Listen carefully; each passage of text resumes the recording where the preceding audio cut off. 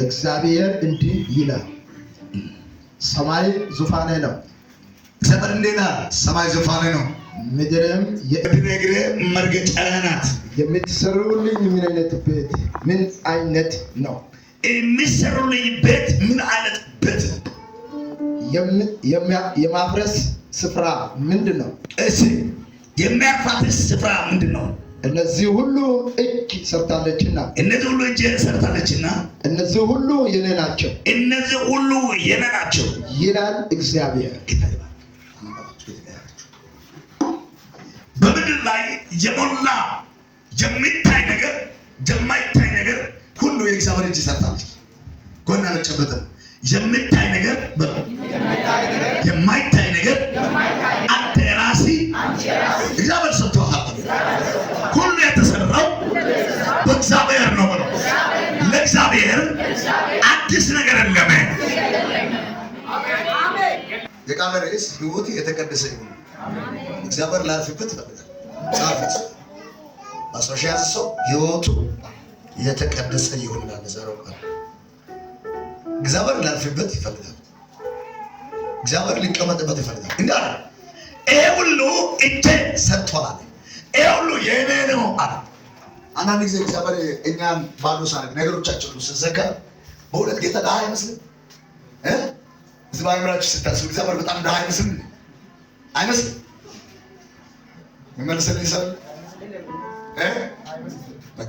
አንዳንዱ የእናንተ ነገር ሁሉ ዝግ ሲሆን ጨለማ ሲሆን እግዚአብሔር ሰጥቶ እንደማይችል መስሏት አድሮ ለና በታይቶን ጌታ በቃ አይሰራም ያልኩበት ጊዜ ነበር። ይቅር በለኝ።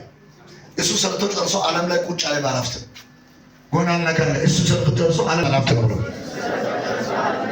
እንደው እንዳንተ አልፈ ብለህ ንገረው። 70 ዓመት አልፈጀበትም ብለው 7 ቀን ጨርሶ ረፍት ማረገው። የ7 ቀን ባላፍት ነው እግዚአብሔር። አሜን አሜን አሜን። አንተ የምታየው ባህር የብስ በአረም ላይ ይሄ ሁሉ አቤት ብሎ ይሄ ማዳበሪያ እንዴት ተሰራተው? ድሮ እኮ ውጭ ሀገር ነው በዶላር ነው የሚገባው። ያ ግድግዳ ለምትጥቱ ማዳበሪያ በዶላር ይገባል። አሁን ግን ኢትዮጵያ ጀምራለች ማዳበሪያ ፋብሪካ እዚህ አለ። እኛ ጋር እዚህ አዘም እኮ የተለያየ ነገር አረንጓዴ፣ ሰማያዊ አዘም አስራትሽን እዚህ አለ ፋብሪካ። የፈለግከውን አትሆነ እኔ ሰማያዊ ፈልጋለሁ አረንጓዴ ፈልጋለሁ ካለ ሰርቶ ምን ያደርጋል? ይሰጣል። ብዙ የምትወስድ ከሆነ ማለት እዛ አለ። አሁን አጠገቤ ድሮ ከውጭ ነው መጣው በዶላር ይመጣል። እግዚአብሔር አለ ምን አለ መሰለህ? ሁሉ እንጀት ሰርታለች። እግዚአብሔር የ7 ቀን ባለሀብት ነው። የጎደለ ነገር አንድች ነገር የለም። ውሃው ሙሉ ነው። ሰማይ ያለው ቢቆም ከርስ ምድር ውስጥ ውሃ አለ። ከርስ ምድር ያለው ቢቆም ከሰማይ ወታች የመጣ ውሃ አለ። ምድር በቃል ተደግፋ ቆማለች። እኛም በቃል ተደግፈን ቆመናል። አሜን በለዋ። ሁሉ እጄ ነው የሰራው አለ። እናንተ የምትሰሩትን ቤት ምን አይነት ቤት ይሆናል? እግዚአብሔር በሰው ልብ ለመጣበት ሰው ስጦታ ልግስና መስጠት ለእግዚአብሔር ይፈልጋል። ያልተቀበለ መስዋዕት አጠቃላይ እግዚአብሔር እንደ ርኩስ ነው ማለት መስዋዕት የሚያቀርብላችሁን መስዋዕት ወይ በስጡት ስጦታ በመንቀጥቀጥና በመፍራት የማስጡት ማጉረምረም የተበዛበትን ሁሉ እግዚአብሔር አይቀበልም። ለምን? እግዚአብሔር ድሃ ስለሆነ አይቀበልም። እግዚአብሔር ደግሞ ሀብታም ስለሆነ አንቀበልም አይልም። እግዚአብሔር የሚቀበለውና የማይቀበል መስዋዕት አለ እዚህ ላይ ተቀምጧል። እግዚአብሔር መጀመሪያ ከመስጠት መሰጠትን መመረጠው። እግዚአብሔር መስጠት ችግር የለውም። ብር ሲሰጥ እግዚአብሔር እንደነ ትርስን 32 አሳይቶ 100 ሺህ ብር ሰጥቷልና አመሰግናለሁ አይስቅም። እግዚአብሔር ወርቅ ሰጠ በጣም ነው ማመሰግነው ወርቅ ላይ ሰጥቷል ብሎ እግዚአብሔር አይስቅም። እግዚአብሔር የምትወደው ነገር ስለሰጠህ አታስደስተው። እግዚአብሔር የምታስደስተው ራስህን በመስጠት አሜን። ወና ለጨምሮ እግዚአብሔር ራስህን ሲሰጥ ይደሰታል። መስጠት ውስጥ ነው።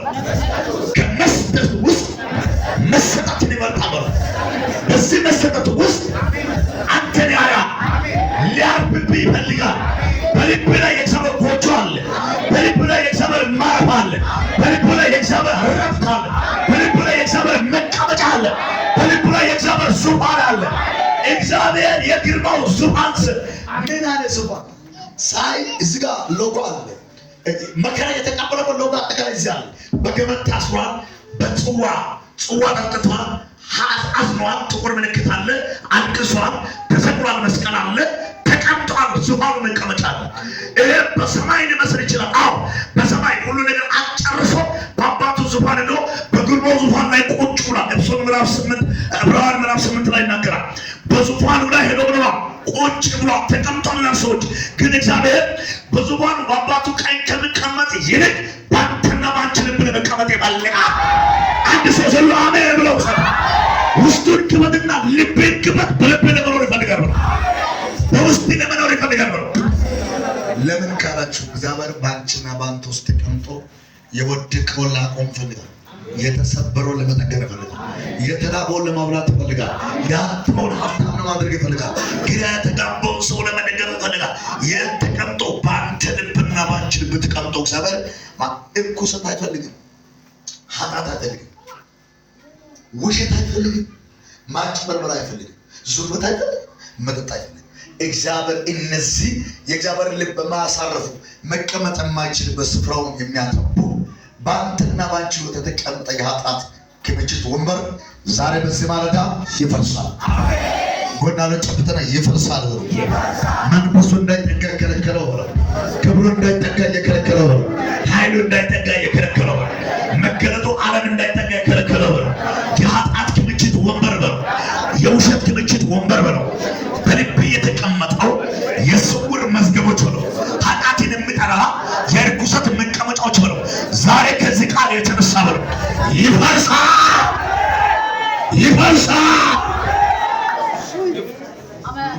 እልከኝነት፣ ንደት፣ ቁጣ፣ ሐመት፣ ወሬ፣ መጠጥ፣ ስካር። ለዚህ ነው ናይሞጋ እግዚአብሔር መጣና የሶምሶን እናት አለዛ አሁን የምትወልጂው ልጅ ናዝራዊ ነው ይልና ፀጉሩ አይቆረጥበትም ብሎ እግዚአብሔር ከተናገረ በኋላ እርኩስ ነገር አትቢ፣ ወይን የሚያስከር ነገር አትነጭ፣ ከውስጥሽ የሚወጣ ናዝራዊ ነው። አሜን፣ አሜን፣ አሜን። እስራኤልን ከፍልስጤሞች የምታደግ ኃይል ያለበት ኃይለኛ ነገር ውስጥ ይሆናል። ይህንን ነገር አታድርጊ፣ እርኩስ ነገር አትንኪ። የሞተ አንዳንድ ጊዜ መንገድ ላይ አማኝ አይ ሞቶ አረስ ነገር መንገድ ላይ ሞቶ እግዚአብሔር እርኩስ ነገር አይፈልግም።